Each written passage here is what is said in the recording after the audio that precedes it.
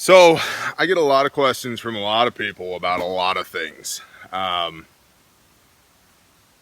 which is a blessing, not a curse. One of the questions that's been popping up a lot lately is basically, how do I get squared away? And I don't mean like preparedness, I mean in life. We actually have quite a few younger men that watch this channel, and they require guidance. We have some middle-aged men and some older men that watch this channel, and they require guidance as well.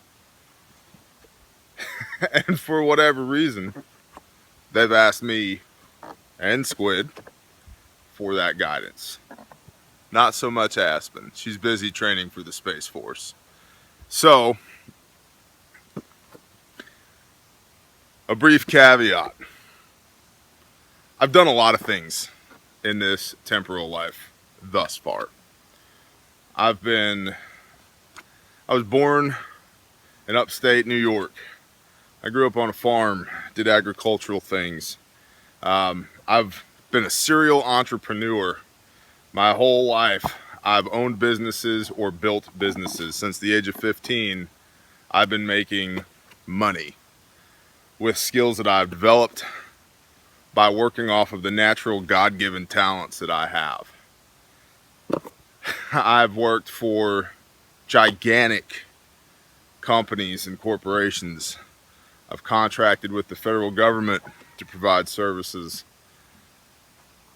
I've been all over the place. I've done all kinds of things. I'm a homesteader. I'm a husband. I'm a father. I'm a teacher, and I'm a learner. And I've just been blessed to have myriad life experiences up to this point. So, and I don't know if it's unique to me or if everybody does this, but I have tried to go through life with my eyes and my ears switched on and learn. I approach everything as an exchange. Every single situation, every time I'm dealing with somebody, I've got something for them and they've got something for me. And the trick is figuring out what it is. And if you don't know what it is, you got to be open to it just being something. And you got to ask the Father to guide you in that. So a lot of people have asked me, how do I get squared away? How do I get my S together? Man, this could be a 4-hour video. But let me hit some of the high points as I see it. Number one, you have to. You asked me for my opinion, so I'm going to tell you my opinion. You have to get right with the Father, the creator of the universe. If you're an atheist or agnostic, you have to at least get to the point where you're open to the idea of the Father working in your life. Believe me. As somebody who was an apostate, who was in open warfare with the Father for a decade, you can't win. He will win. So, you have to at least be open to the Father working in your life. And if you are honest and open to that, He will put people in your life that will guide the way. But you have to have your eyes switched on and your ears switched on. You have to be self-aware. That's number one. If you're more interested in that, there's lots of resources at this channel and other channels about what that looks like in your daily walk. But you have to be open to that. Number two, you need to be gainfully employed. You just have to. And there's no woe is me. There's no I can't do it. You don't understand. You don't understand, brother. Listen. I just heard an interview with a guy, EOD, explosive ordnance disposal. I believe it was in Iraq. Dude lost his vision trying to disarm an IED, and then subsequently an infection developed afterwards, and he lost his hearing as well. So he's blind and deaf. He has an implant now that allows him to hear somewhat. He has a wife, he has kids, he rock climbs, he runs marathons, he goes rucking, and he's a professional chef that makes fudge, eodfudge.com. If that guy can do something productive with his life, you and I, we have no excuses. We have no excuses.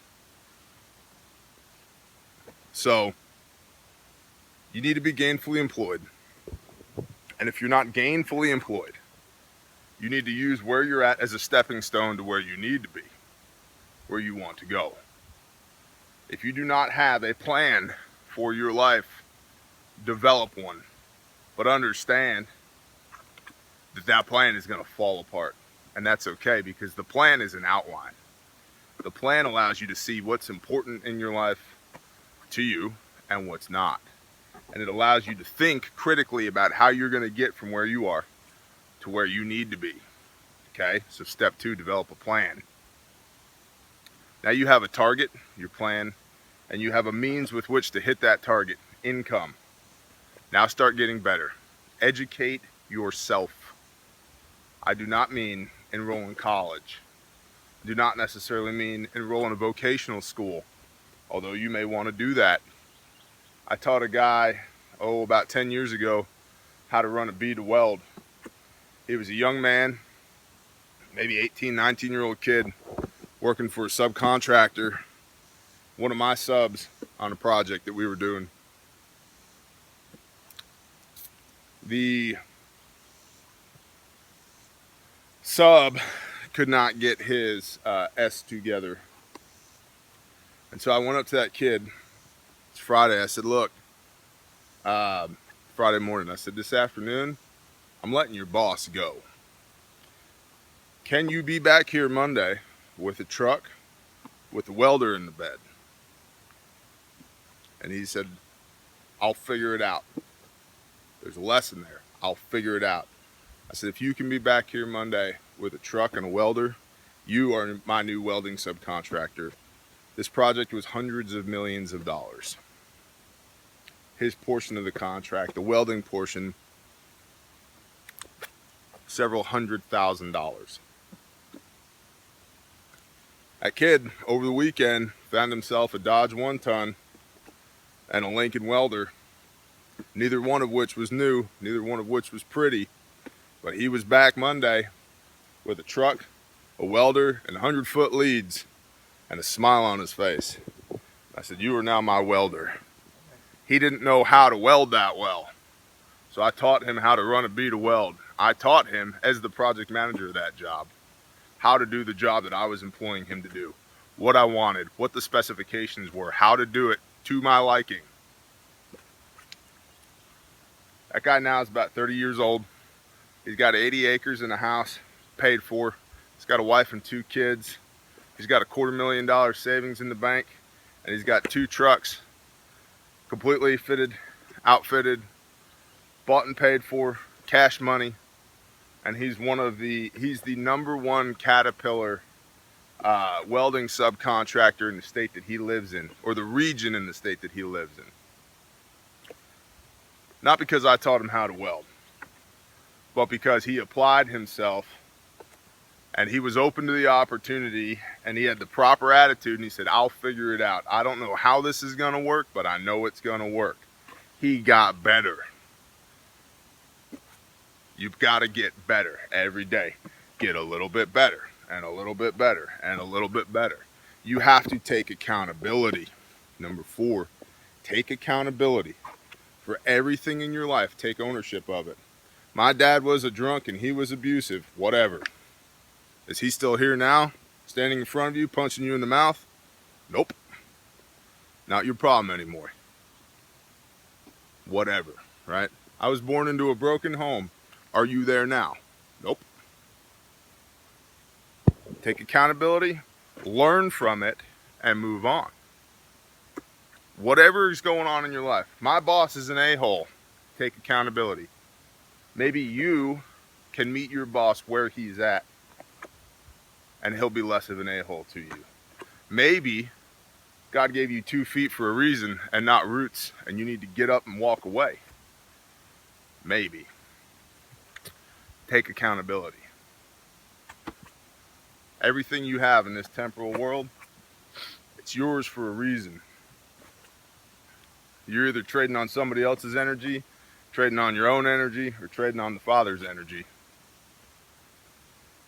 Without getting too spiritual and metaphysical in there, it's all about energy. And if you don't start taking accountability for the energy that you're creating and the energy that you're robbing from other people, it's going to be a problem for you. So take accountability. Take responsibility for everything. Complete ownership of everything in your life. If something doesn't work, it's your fault. Okay? Now it sounds counterintuitive, but just start owning it. Read. Just read. Just read. Make your bed. Do your dishes. Do your laundry. Do the next right thing. That'd be step 5. Lost y'all there. 5. Step 5. Do the next right thing. Whatever that is. Whatever it is, do the next right thing. If your life is so jacked up that you don't know what to do with yourself, get up out of bed. Next step, brush your teeth. Next step, get dressed. Next step, drink coffee. Next step, make your bed. Next step, go out into the world. Next step, do what you need to do. Next step, come home, clean, cook, shower. Figure out your plan of attack for the next day. Wash, rinse, repeat. Read, study, worship. Just do the next right thing. Break it down into bite-sized nuggets, right? Do not get embedded in paralysis by analysis. Don't get stuck. If you get stuck, just do the next right thing. All of this is going to create wealth and prosperity in your life if you're doing it right. And if you're not doing it right, again, be self-aware. Look back at what you're doing. Look at the results of your actions. And if it ain't working, improvise, adapt, and overcome. Now, this is going to create, hopefully, 3 things in your life if you just do these things. 1, you're going to have location freedom. You're going to be able to come out of the city if you want and be here or somewhere like it. 2, you're going to have time freedom. I work 4 days a week.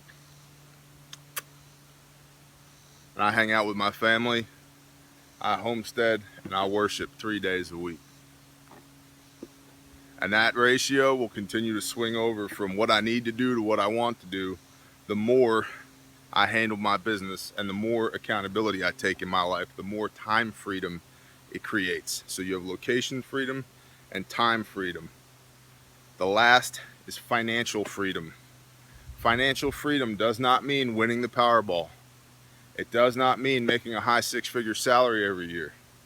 What it means is that you are not completely engrossed in consumerism, that you're not buying a bunch of stuff that you don't need, that you're not being fancy, that all of your needs are met and most of your wants are met, that there's more money at the end of the month than bills, not the other way around, that you live simply and you live well, and that you're not trying to fill all the gaps in here with stuff out there. Financial freedom is working when you want to, because you want to, not when you need to, because you need to. And all that was to get to this point right here. At that point, you see, this is a whole lifestyle approach. At that point, you will be not in the city. You will have come out of her, my people, onto a piece of land somewhere. The land that the Father set aside for you, just waiting for you to be a good enough steward to be worthy of the blessing of it, right? So you will already have a piece of land to homestead and survive the end of the world as we know it. You will have the time to develop that land, get your systems in place, your rainwater catchment, your garden, your livestock, your root cellar, your pantries, your wells, and solar panels, and all the stuff. You will have the time freedom that it requires to live out on a piece of land. And you'll have the financial freedom of not having to make a ton of money to afford to live in the place that you've been gifted, and having the money to put up a pallet of rice, to buy another rifle because you feel like it, to finally, after years of saving, get you a big Berkey to put on the countertop, to do all the things. We talk all the time about prepping on a budget, prepping on a budget, prepping on a budget. Well, the less of your money you're spending on bull crap, the more of it you can spend on things that are important, like preparedness. So I unpacked nothing in this talk, and it's still a 15-minute talk. So, you okay, baby? So we'll drill deeper on some of these if there's interest. But I've had a lot of people ask me, I'm stuck. How do I get unstuck? Here's your answer. What's the matter, babe? So, how do you get squared away? There's one way. There's a way. The end goal, if your end goal is to get out of the city and live a homesteading preparedness lifestyle, self-sufficient, right?